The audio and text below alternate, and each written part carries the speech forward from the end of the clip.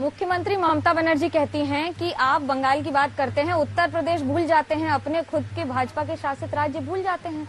वहां किस तरह से हत्याएं हो रही हैं, हाथरस कांड हो या बाकी हो, लेकिन बंगाल की छवि धूमिल करने का प्रयास करती है बीजेपी।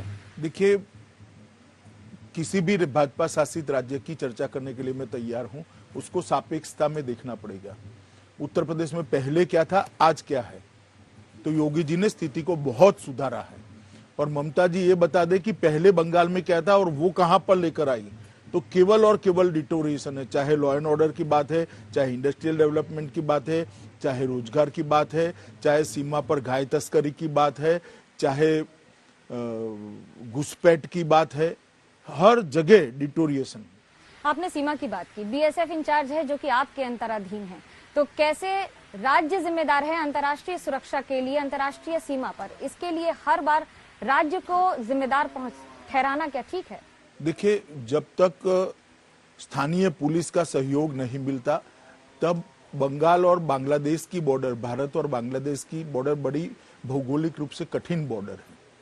बहुत सारे नदियां हैं, नाले हैं, ऊंच नीच पहाड़ की छोटी छोटे छोटे पहाड़ है, जंगल है।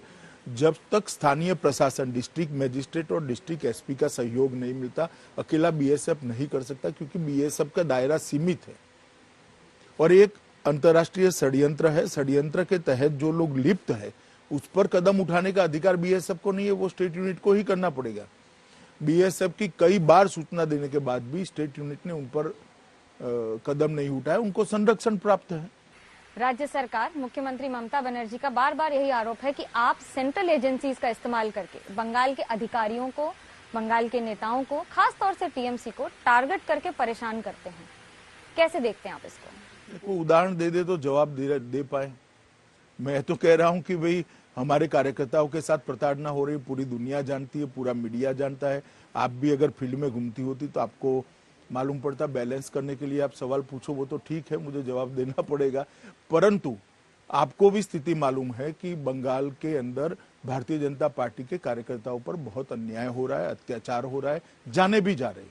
बंगाल के राज्यपाल जगदीप धनखड़ साहब ने आपसे अभी मुलाकात की थी, 356 की भी बात चल रही है। बतौर गृह मंत्री 356 के लिए आपको क्या लगता है कि बंगाल में ऐसे हालात हैं? नहीं, मैं इस पर कोई टिप्पणी करना नहीं चाहता, और बंगाल के राज्यपाल महोदय के साथ मेरी देश के गृह मंत्री नाते मीटिंग थी। मैं इसको सार्वजनिक फोरम में चर्चा करना नहीं चाहता। जब आप बंगाल की बात करते हैं, तो जहां एक और टीएमसी से मुख्यमंत्री ममता बनर्जी हैं, बंगाल का चेहरा, भाजपा का चेहरा कौन होगा? दिल्ली की तरह बंगाल भी यही सवाल कर रहा है। जरूरत पड़ेगी तो चेहरा भी आ जाएगा, व्यक्ति भी आ जाएगा, और विजय सुनिश्चित है। 2/3 बहुमत के साथ भारतीय जनता पार्टी यहाँ सरकार बनाने जा रही है। ममता दीदी इसको रोक नहीं सकती। सौरव गांगुली से बातचीत हो रही है? नहीं, अभी तो मेरी किसी से बातचीत नहीं हुई। हम बहुत सारे प्रदेश जीते हैं जहां पर चेहरा नहीं था, जैसे यूपी 300 सीट जीते, 3/4 बहुमत आया।